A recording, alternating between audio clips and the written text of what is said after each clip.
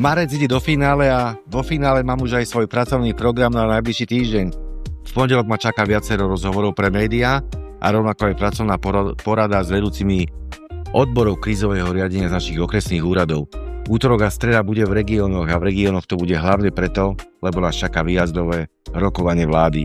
Najskôr pre okresy Levice, Komárno a Šaľa v obci Hronské Kľačany a v stredu vo Veľkom Záluží okresy Nitra a Nové Zámky.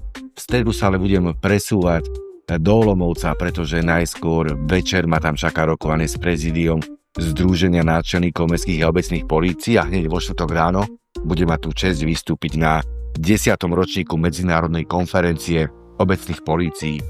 Z Čiek sa ale presuniem opäť nielen na Slovensku, ale hlavne do regiónov, pretože tento týždeň sme vyhlásili mimoriadnu situáciu vo viacerých regiónoch Prešovského a Košického kraja a v piatok sa budeme venovať na úrovni krízového štábu tomu, ako boli rozdelené domáce úlohy a či každý robí presne to, čo mu bolo zadelené. Užívajte týždeň a ja verím, že bude presne taký, ako chceme.